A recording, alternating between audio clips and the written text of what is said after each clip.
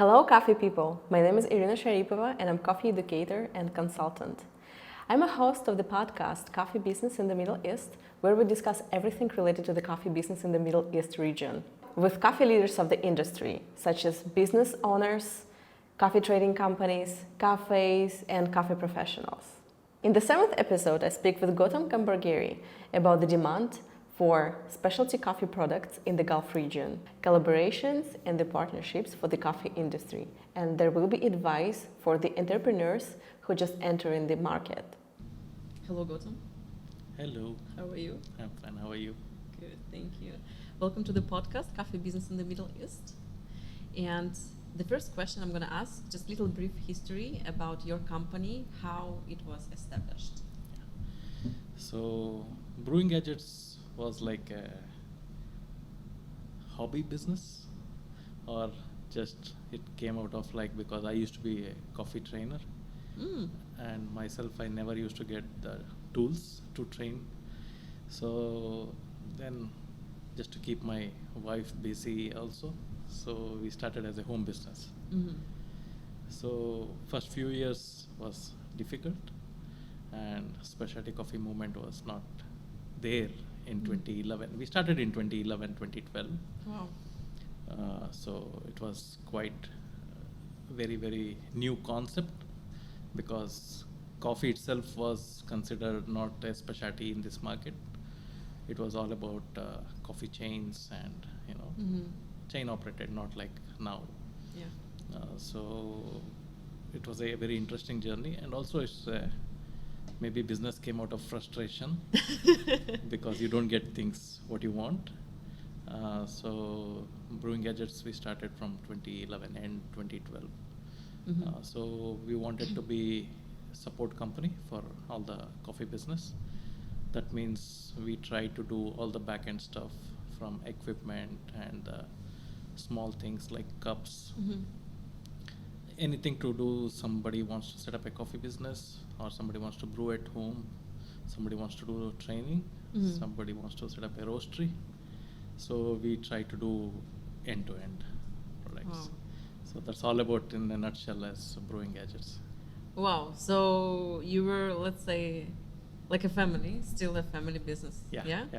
But what is the structure of a company right now with the comparison of the starting point? So as any business starts in a small way, as you keep growing, you need more cash, more stock. So like that.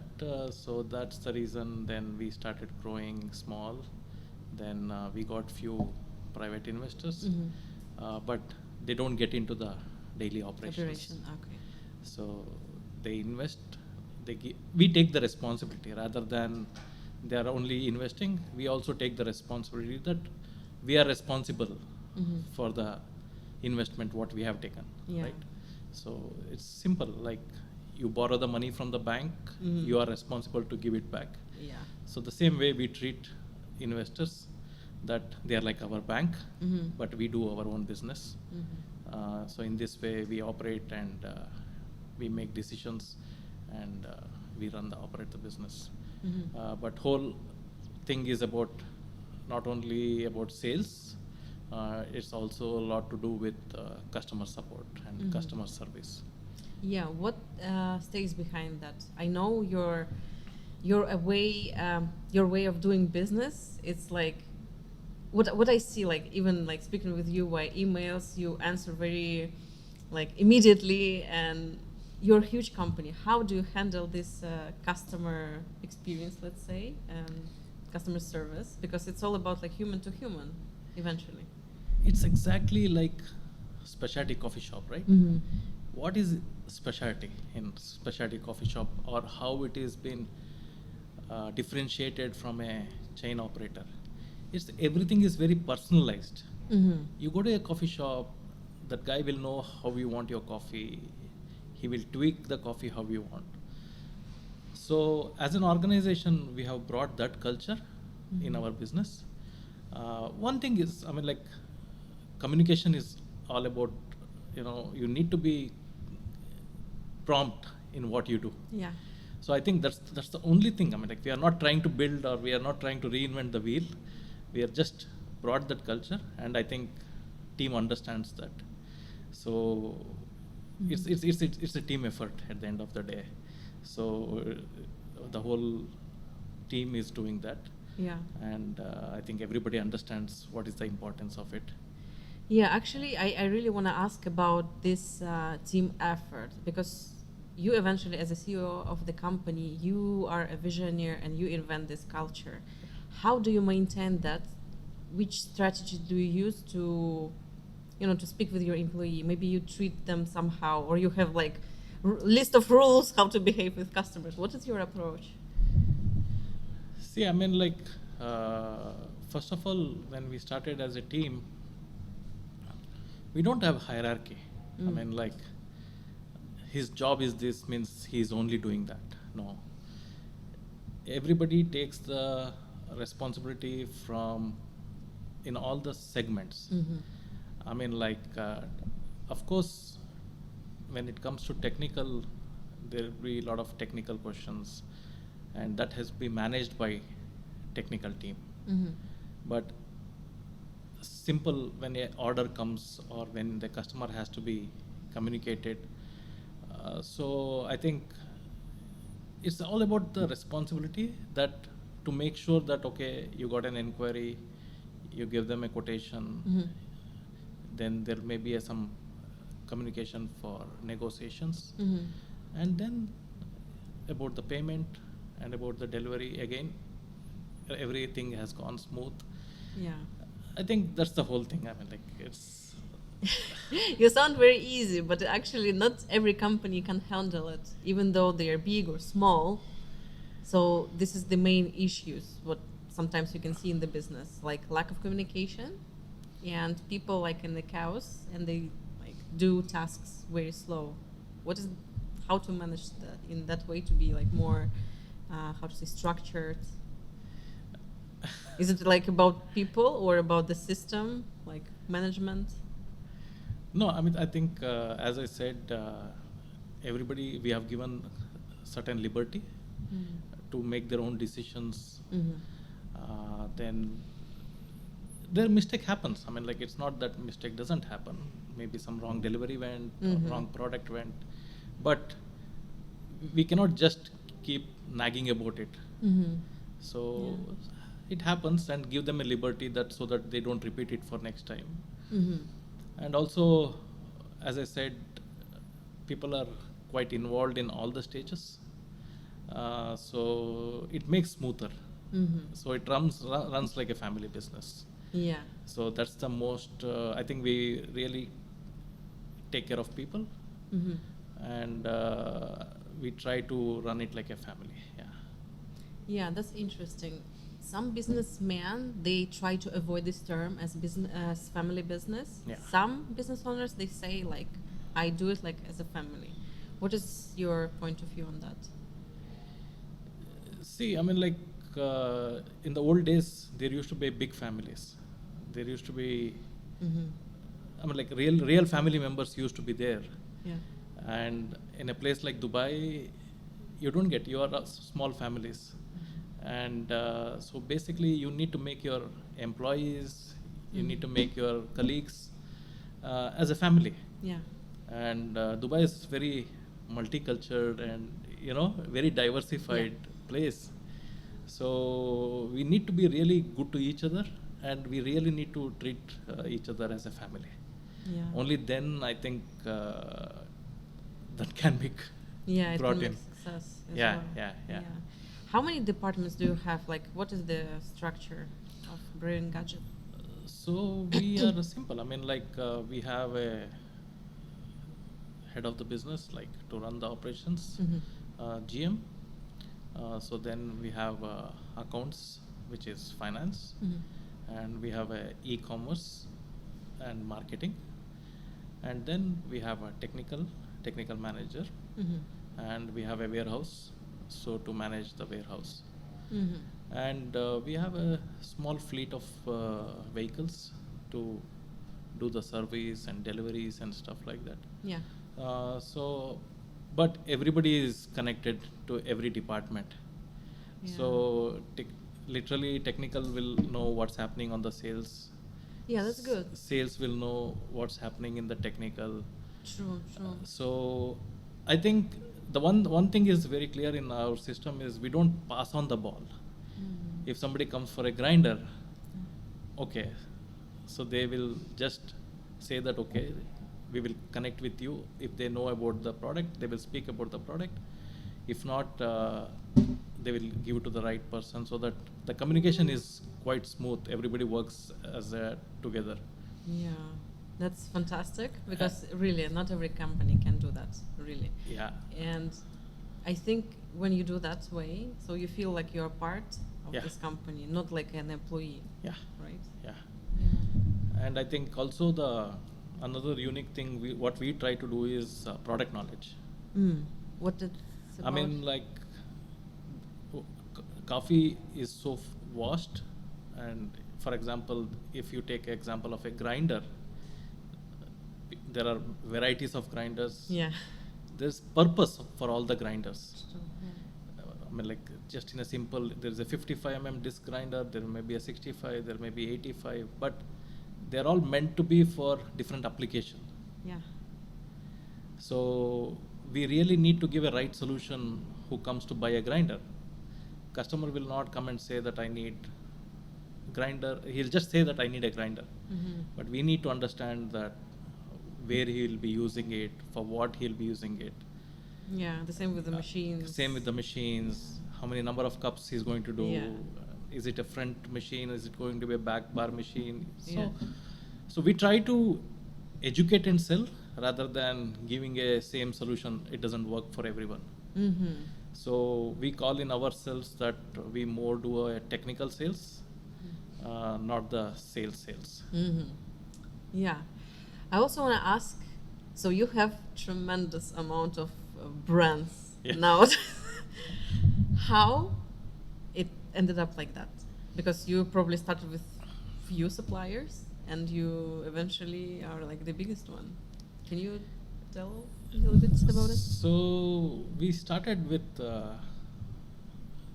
anchor brands, I call them, in the specialty coffee industry. So we started with Hario, we started with Aeropress, we started with Chemex, Baratza. So these are when anybody talks about specialty coffee, they will be using either one of these brands. So first we were going behind the brands, asking for the distribution. So then also market grew. 10 years back, there was one varieties of scale. Today, there are 20 varieties of scales. Yeah. So the same way in everything, whether it's a dripper, whether it's a kettle. So we need to have the whole range. Yeah.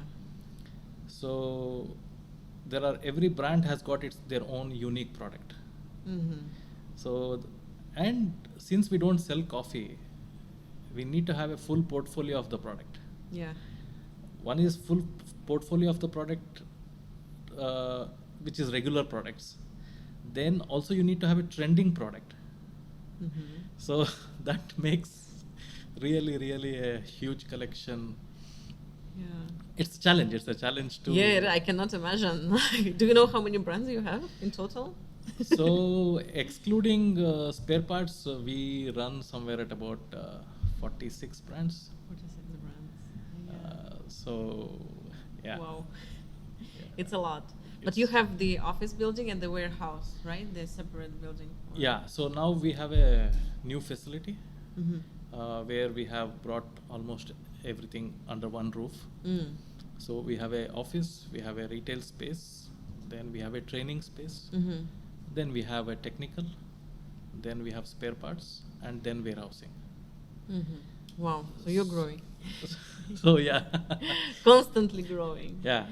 Were there any challenges? Maybe something had been happened within the history of your business, like maybe some fails. You were like, why I started this business, or it was for you like smooth and you did everything in the right way? No, I think first 5 years was really challenge. Mm-hmm. I really used to think that why did I start? But also thanks to my previous employer, Marco Beverages. So they helped me to do my own business as well. Mm-hmm. So in that way, I had a support from them to operate the business.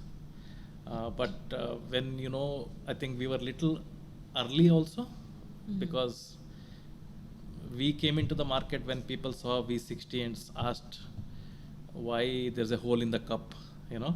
Yeah. So that's the type of time when we started the business. Mm-hmm. And also it's Dubai is very trending place. It is. So you have to be really, really at best what you do. Yeah, yeah. But do you think I think you're the biggest one. Do you have any competitors? You do have some. We There do are some. have, we do have. It's not that maybe 5 years back we were kind of monopoly, but it stayed like that for maybe 5-6 years. But now there are enough competitors. Yeah, and see lots of companies opening, and also they resell. Yeah. Hario even. Yeah. And anything. And there is a lot of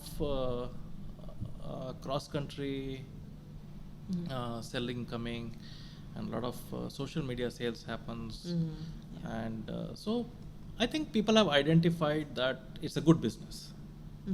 Only then, as and when more and more coffee shops are opening, so you also need a more support system. Yeah. And I think people have seen that there is an opportunity To have this business. Yeah, either to open a coffee shop or to open Yeah. reselling or something. So, and what is your point of view on these small companies which do resales? Is it sustainable for the coffee business, or for you it's just nothing? It's like a drop in the ocean. No, I mean see, there are a couple of products which comes under consumables, like a filter paper, Yeah. like a coffee machine cleaner. Yeah, you can find it in some So coffee shops. these are the products it needs to be convenient, because every coffee shop cannot come to our shop every day. Yeah. Or it's a lot of now coffee business is spreading throughout the Emirates. So you need to have these consumables available. So that's the reason you will see more of resellers. So then in a couple of countries, coffee shops has got a retail section. Yeah. Whereas in this country, there is no coffee shop retail section. So that's where you have more resellers. Yeah. And to support that, we give it to the resellers. Our only criteria is that they should be good in customer service. They should be planning, because it's such a huge SKUs. It's so much of type of drippers, filters, coffee makers. So you need to have multiple shops selling that. But it's all about selling at right price, and if there's any customer service required for the products what they sell, they should keep that. Yeah. Interesting. Yeah, but anyway, the industry is growing, so it's inevitably that this coffee business will exist. Yeah, and you can take this monopoly.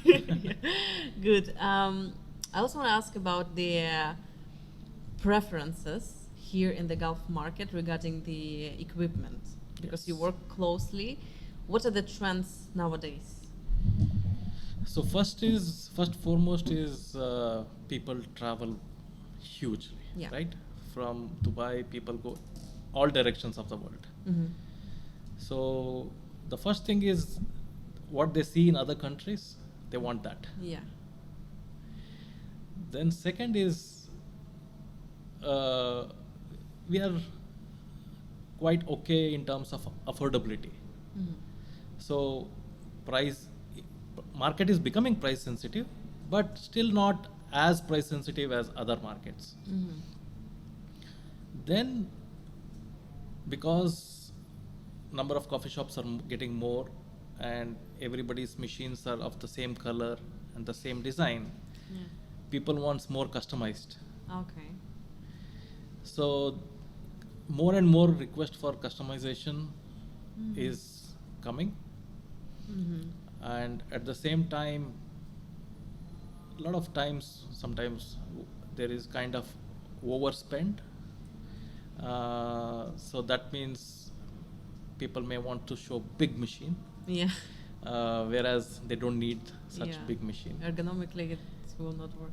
Yeah. But I think we are going into a next phase. People wants to have consistency. I mean, like in worldwide, specialty coffee has grown, and training and people management is becoming more challenge. Or expansions are going so fast that you cannot train people. So how can we minimize and do the consistency in short span? That means automatic tampers are coming, milk frothers are coming, simplified machines are coming. So this is the type of trend at the moment in the market. At the same time, the challenge is water. So we have a kind of desalinated water. Yeah. So that becomes a challenge if you don't have a right water filtration and stuff like that. Yeah, in Gulf region, the water is not very high quality. Yeah. Unfortunately, and it affects the quality dramatically. Yeah. But anyway, you're selling the water system, right? Yeah. But do people really concerned about the water content, or did they just set up the filters? Or you advise them to make it as soft as possible? Really, because these days if somebody comes for us for a coffee machine, we have to close two subjects along with it. One is coffee grinder, and next subject is water filter. So we know that kind of regionally how the water is. So we can recommend on our understanding from our past experience, but we still prefer to tell customers that you do a water test, because we just need 2 or 3 parameters of chloride and hardness. So if they know about that, then we can give them a solution. Because RO system. Yeah. So RO system today has become like a cappuccino.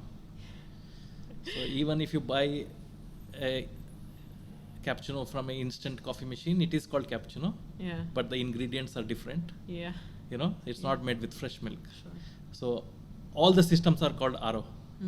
So there is a RO system for 1,000 dirhams. There's a RO system for 10,000 dirhams. But it's very hard to communicate to the customer because it's such a huge price difference. Yes, true. So today everybody only talks about the TDS, and this is very easy part to show the TDS calibrated to the whatever number customer is expecting. But numbers are not actually, they don't represent the quality. Yes. So from the equipment supplier, we get a lot of problems if there is no right water filtration used, because such expensive machines has to be taken care. It's like you're buying an expensive vehicle, but you need to have a good fuel. So in the coffee machine also it's the same. If you don't use the right filtration, then you may end up spending more on your service, and which is also related to your sales, because you will have more breakdowns. That will affect your sales. Losing money that way is better not to do that, better to have a good filtration system. Yeah, that's true. But is it like a common problem here? Like with that's a huge problem. So water quality is the huge problem. Or let's say that more of your breakdowns are because of the water, not because of the power, not because of the rat or anything which other countries has. So we have only water problem. Wow. But even though you like sell the softeners and some cartridges, so it is recommended here in the Gulf region to put like reverse osmosis system? Yes. So basically, if your inlet water is like less than 100 ppm or 80 ppm, that means we know that chloride is less than or in the 30 ppm level. Yeah. So if we know that, we recommend, and it's quite proven that RO water gives much more sweeter coffee, Yeah. much more flavorful coffee. Yeah. So we try to convince, or we try to educate what type of filtration is required. So then only we give the solutions. Wow, I didn't know actually. To me, the thing is, I'm from St. Petersburg. It's a north city in Russia. Yeah. And we have the softest water Yeah. of the whole Russia. Yeah. Imagine. So our tap water, 50 ppm. Wow. And when really in St. Petersburg coffee shops, no one has reverse osmosis system. No. No one. You don't need it. I mean, we like, don't need. We put magnesium cartridges. Yes. Correct. Yeah. So today, Abu Dhabi has got a lower ppm water in the whole country. So some of the places you don't need RO system. Yeah. So there we try to put remineralization cartridge, and we need to increase the mineral content. Yeah, true. Because the software, it doesn't mean that it's high quality. Yeah. It's So about when education again. Yeah. Exactly. Yeah. So this is a type of, I think, but I think it's quite good than last 3 years. People identify the water problems. Wow. So as you work closely with the clients, so I think you know everyone. Silently, you know everyone's weak points. Could you tell also what other, like besides water system, what are the other weak points in the coffee shops here regarding equipment or business-wise? I think another problem we face is user issues. User issues is one is they are not aware of a small setting like a grind setting, or some people are saying that let's say that your grinder has to be seasoned Yeah. when a new grinder is bought. Yeah. So when you are seasoning, you're trying to go, you're rotating the grinder knob like a electric fan knob. Yeah. So you're going fine, you're going coarse, you're doing, I mean, like, you're just trying to play around. I remember myself, I was doing. Yeah. So I think so that's one thing. User issues are, and especially user issues are more on home brewers. Oh, yeah. Because they have just got introduced to coffee. They have just seen some YouTube videos or instructions. It's just because of that. Then other thing is now, I don't know, if you clean your machine daily, it's all about hygiene at the end of the day. Yeah. But you cannot overdo it. You cannot take 4 times bath a day. Yeah. Yeah.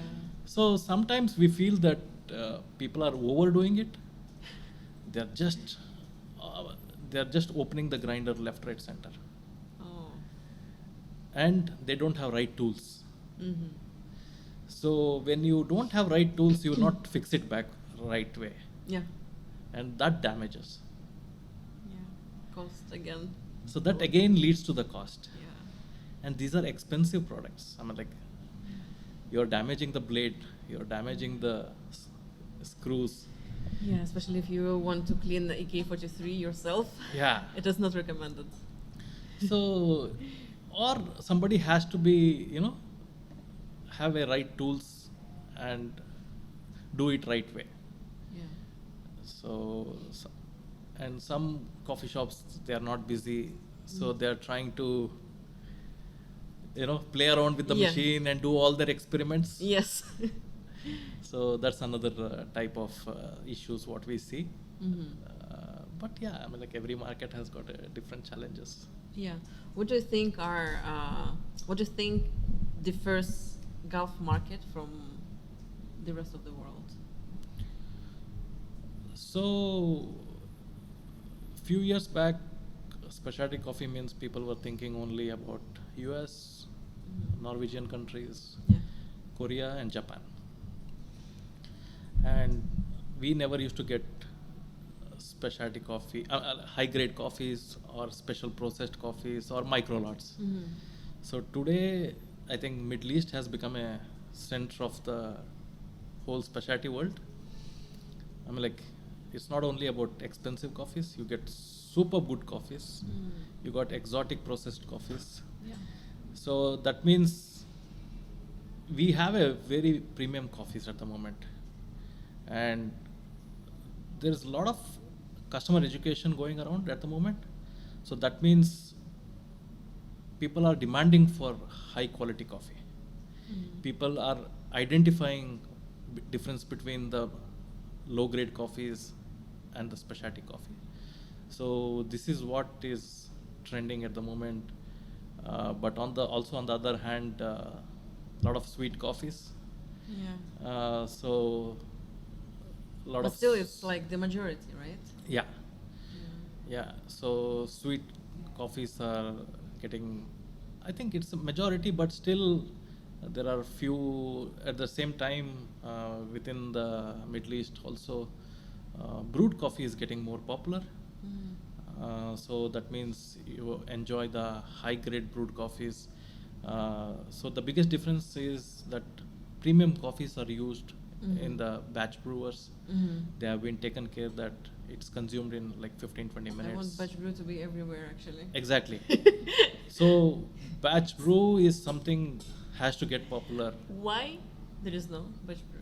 Tell me, please, because I'm new here in the market, and I was surprised that there is no batch brew. Only few places. Comparison with Riyadh, by the way, where Yes. I was recently. Yes. Everywhere batch brew. Yeah. And sorry to interrupt you, just let me finish. So some locals, they told me we considered V60 as specialty, so that's why we don't consider like to drink filter coffee. But I said, really? How come? It's easy to brew. It's high quality beans. Even the average can be better than what you can get from V60, even from high-end coffee shop. So tell me, please, how we can evolve this in the market? Because I will do that. I will try to do so. Maybe you can advise something. It was really, I mean, like, okay, there was no, when specialty coffee came, when you make a coffee on a batch brew, there's no theater effect. There's no Okay. artistic that somebody standing and pouring the water and, you know. Yeah. So that whole experience is not there. But what is there is, first of all, it's more economical. Yeah. It's cheaper. Yeah. And then it's less time. Absolutely. When you are in a hurry, you don't have time to understand about the coffee or Yeah. origin and stuff. Yeah. You just need a good cup of coffee. I want a good cup of coffee, but from batch brew. From I want it quick. Yes, Good. quick, right? Yeah. So then, earlier days before specialty coffee came in this side of the country was all about commercial coffees. Okay. So I think people still thought that the coffee going there is not a great coffee because it was a commercial coffee used before. So nobody used to use high grade coffee in a batch brew. Yeah. Or it was a trend that specialty coffee means it has to be hand brewed. So, but is this like a local problem in the UAE? Because It's a perception. It's really a perception. But thanks to Saudi Arabia that there are so many coffee shops serving great Yeah. cup of coffee. Exactly. And I'm Very happy stable, that it's very all made on a Marco Brewers. So it's all about just because of the brewer giving consistent water temperature Exactly. and coffee being great coffees are roasted well Yeah. and water to coffee ratio. So they are controlling the parameters, to be Yeah. honest, and the freshness. They are not kept for half day. So it is consumed in like half an hour. Do you think we can resolve this problem within the conversation with customers, or how we can promote it here in the UAE? I think sampling is the best way. Mm-hmm. So somebody Just let them try a little bit. Yeah, I mean, like somebody ordered for a V60. I'm not against poured coffees, Yeah.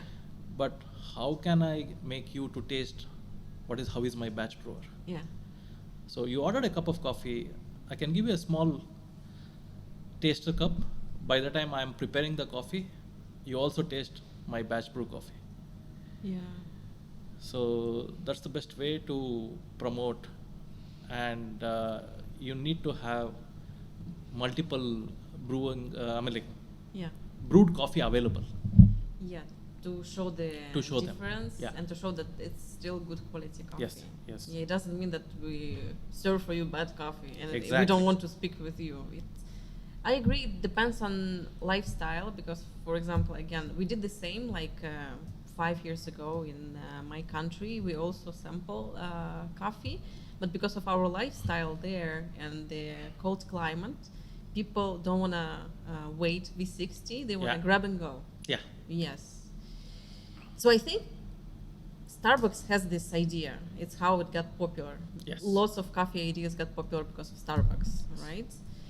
So I want filter coffee to be here. It's step by step. Really, I only saw it in 2 places. Yeah. I don't know where else we can get it, even though it is very limited. It's only 1 coffee and limited time.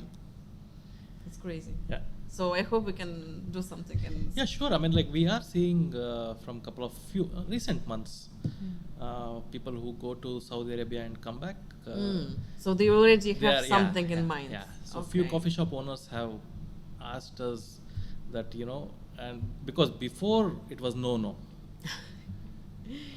3 years back, if you want to sell batch brewer in Dubai, was like, No no, way. no, I don't need. I'm specialty. Yes, V60 only. Yeah. So now we are seeing that there is a requirement of batch brewing. Yeah. Interesting. So as I said, it's going towards the automation. So this is also one of that. Yeah. And also I think people have to be educated. What is like all batch brewers doesn't have the same capabilities. Yeah. There are specialty batch brewers which you can change the temperature, pulsing, Yeah. brew time. Yeah. So that what makes the difference. You need to really calibrate the machine for the coffee what you are going to use. So only then it can taste good. Yeah. Coffee. Exactly. Yeah. And also depends on the concept. Really, you can implement it even in the average restaurant Yes. or in the coffee shop. In the coffee shop, fancy one. If you want a fancy batch brew, you can buy the best with this adjustment, like with the app and etc. Sure. Yeah, in my country again, even in the bars, you Yeah. can see batch brew because it's easy and very barmans, they don't care. They just Yeah. know the ratio Yeah. and they use good beans, local roasted. Easy. Easy. Yeah. Yeah. Which means even better than Americano, which normally people order here as black coffee. Black coffee. Yeah. Yeah, so, and it's more consistent. It's more about consistency. Yeah. Yeah. Anyway, what else we can resolve here in the UAE? I want to ask about the climate here. Does it affect, first of all, on the logistic? Because yes, speaking of coffee, of course, to take care of. Does it affect on equipment? Do you care about the climate changes, or you have nice logistics and store it properly? So I mean, like, yeah, people do say that it's an equipment. It can be stored in a non-air conditioned environment. But no, we feel that it has to be taken care as coffee. Because there is humidity, there is dryness. So if it is not stored well in the right temperature, because we have a lot of dry climate. Yeah. So even it may be a high-end stainless steel product. If it's not stored well in the right temperature, it can get into corrosion. Yeah. And also it can't be, so it has to be stored well. If it is not stored well in the right temperature, that means you need to store it for a very short time. So you are momentum of the product should be fast, Yeah. and you need to have a very short storage time in this country. Did you have any cases like with the breakage of your equipment because of the climate or because? No, we always have this practice of storing it in air-conditioned temperature controlled warehouses. Yeah. So maybe very initial times when we started the business, we didn't had that.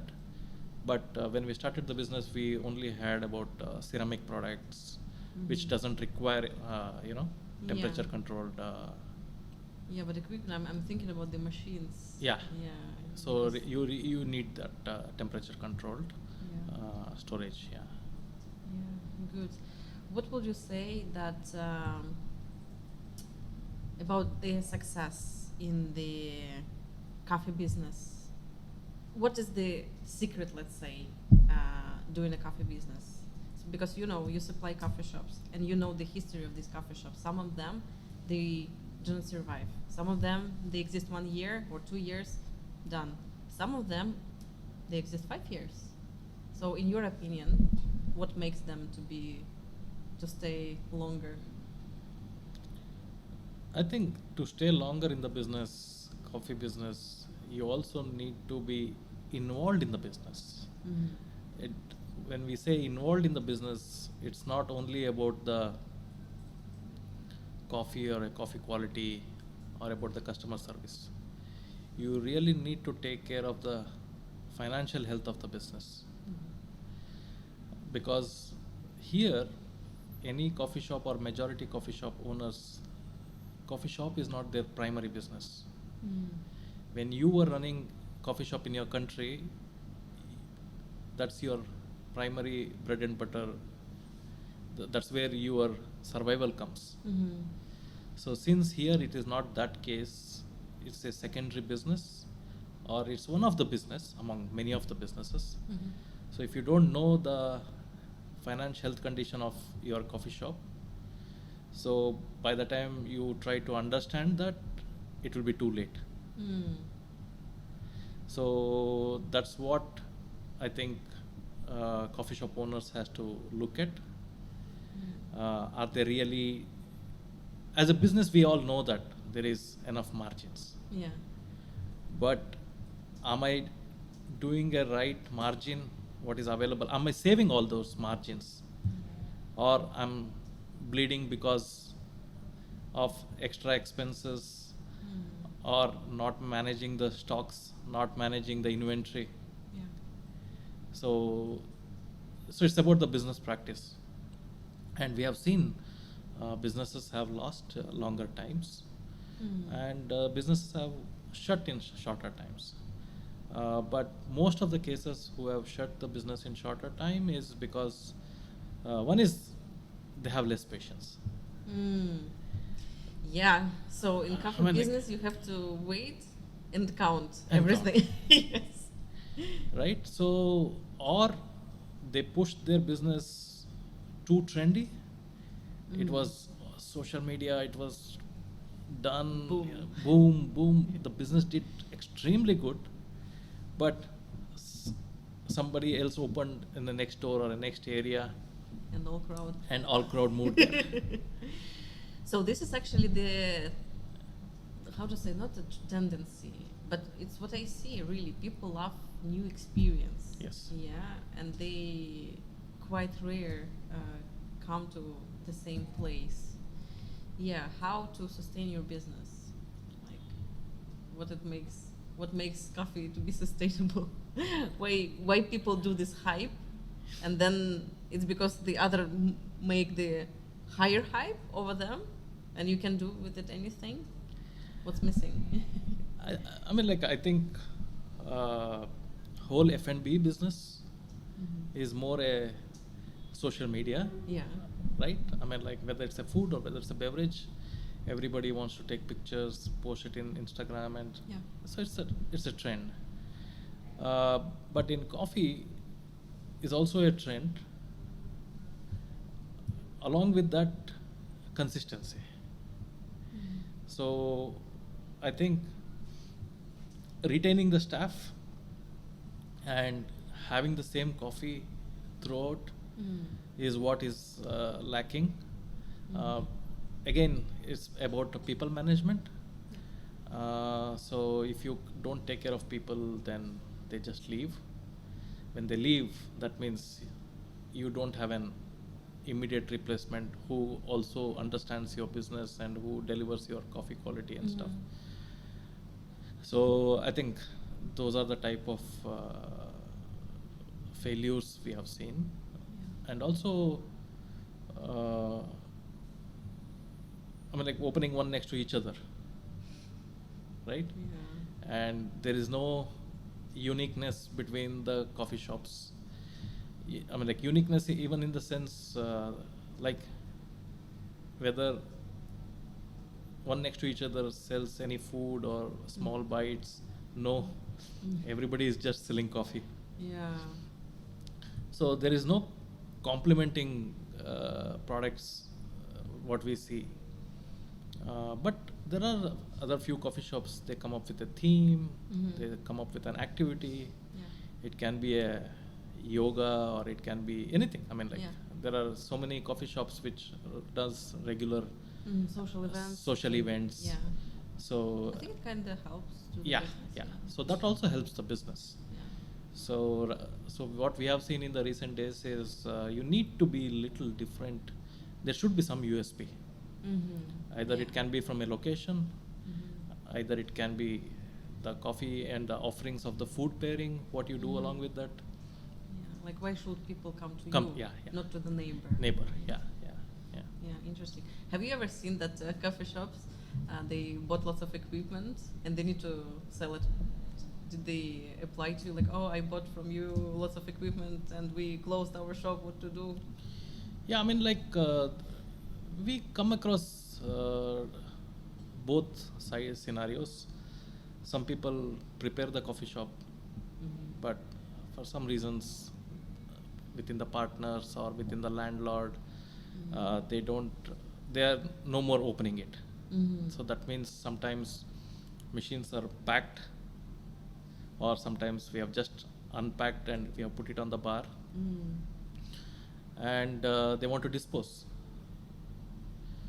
So we really try to help those type of customers as well. I mean, like we are not trying to walk away from saying them that we don't support it.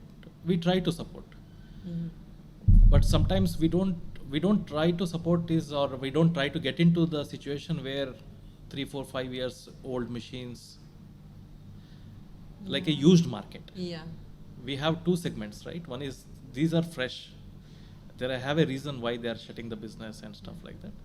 There are businesses which is 5, 6 years old. They have already used the machines. They have not stored it properly. So we don't get into the used market. We used to, before we used to sell new machines, we tried it. But the problem is they are buying it because of the price. That means they are not educated or they don't know how to use it. Tomorrow, if that machine doesn't give crema, then they will come and say that I bought a used machine, that's where I'm not getting crema. I'm not getting steam. So that's the type of challenges. So that's why we don't get into used market. I see. Speaking of collaborations and partnerships, which can play the significant role in business growth, do you do any collaborations and partnerships with any companies? There are. How do you integrate with the industry? Yeah. So first touch point is I always say that baristas are the backbone of the industry, right? And good thing is whole specialty market has given a great respect to barista. So we try to support the events, barista events. But now that is getting more and more and more and more. So in a year, earlier days, we used to do, we can support, I mean, like we also have a certain budget allocated for events. So that's getting more and more. So it's becoming tough. So we try to support ACA events, what happens, because that's an industry support. So then events are, not only events are getting more, also exhibitions. So we try to be present and try to support at our level. Then I think we also run a program called Barista of the Month. Yeah, what is this about? So Barista of the Month is you nominate the baristas. So basically, people are voting for barista community is voting for it, and we do a winner once a month, and they get a present from Brewing Gadgets, Wow. so that they get a voucher, and we don't bind them that they have to buy this or that. So they are feel free to spend and take their goodies what they like. Some people may not have scale, some people may not have grinders. So yeah, That's a good initiative. So And that's how the long trying you've to- been doing it? we've been doing that now for last 8 months, Oh wow. That's and so sweet. it's quite popular. Yeah, it's nice. And what baristas normally get from you? No, they all want to know. I think. No, I mean like from voucher. If they win, what they Yeah, so they all want to brew at home. Ah, yeah. So they'll buy a kettle or Kettle, they buy a grinder. Yeah. And some people, and a lot of people also wants a milk pitcher. Oh. Like milk pitcher is something like a nice. It's a personal. It's a personal. Yeah. thing, right? Yeah, because there are lots of latte Yeah, artists yeah, amongst yeah. community. Yeah, they so want- they try to do that. Yeah. Yeah, And so some sweet. people wants to spend it on education stuff, like Yeah. Yeah. Wow. Anything else besides like competitions and barista of the month? We have few in the pipeline, but it's more to do with the coffee education. So, but that's still yet to come, and so that will be more again towards the barista community. Cool. Yeah. Wow, sounds exciting. I hope to be involved. Yes. Please. Nice. And I want to ask how to stay updated on the ever-changing preferences. So, people want to try new stuff. So, Gulf regions is like something different, right? Oh, I mean, like now, customers educate us. To be honest.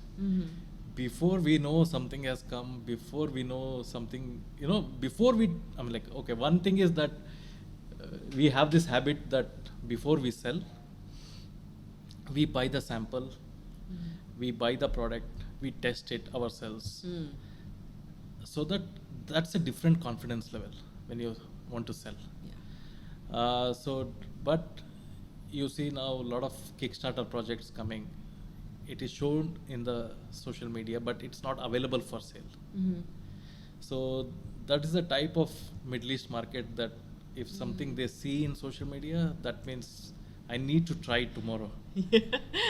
Now. Now. Now better. Yeah. So that's how the market is, and but as I said, many products are coming, and people wants to be updated, and people wants to feel it. Yeah. And you also visit some expos like World of Coffee. Yeah.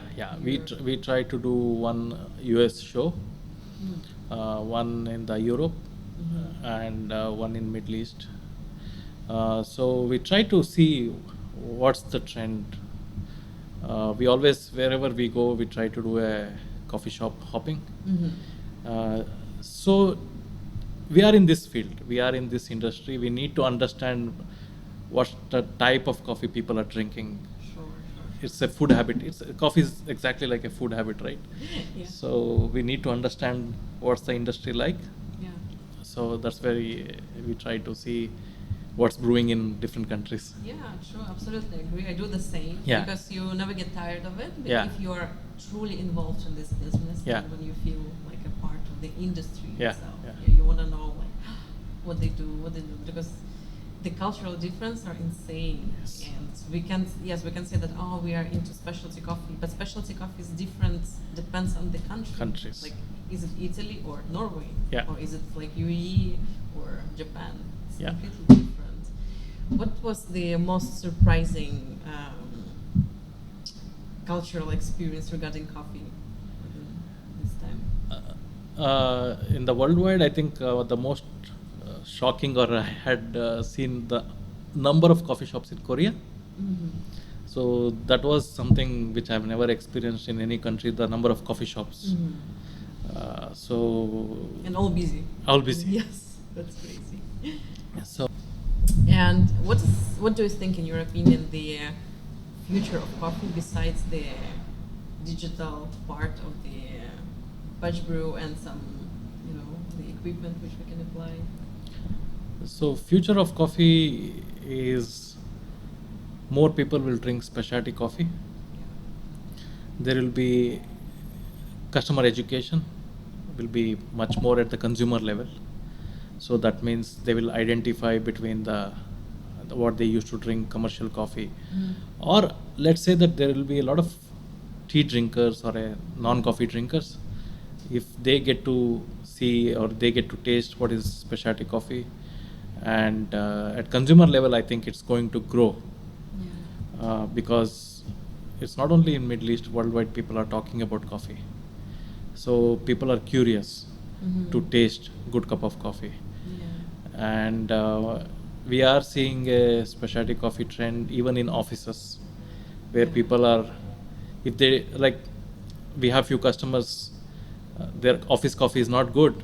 That's why they take their grinder, they take their kettle, and they make their own coffee at office. So this is the type of trend we are seeing, right? So that means future is good. And a lot more to go for a good cup of coffee. Yeah, amazing. We just need to keep going and educate people. Don't hesitate, don't hide information. No. Yeah, only in sharing of information about quality. Yes. No one wants to know about your business side. Everyone wants to know about products. Yeah. That's true. The last question for today: what would be your advice for coffee entrepreneurs right now? So, coffee entrepreneurs, any new business owners getting into the business, they need to have certain basics, which is like selection of the place. Try to select a good place and size of the place. You can't open too tiny, you can't open too big, right? Or business model has to be like that. If you are planning to open a tiny place, try to open a drive-through. When you open a drive-through, make a place where people can grab the coffee without coming out of the car, because in this country it's hot half of the time. So then you don't overspend. People don't have a budget, or they overspend on the interiors. They don't want to spend on equipment. So you need to really bring the balance.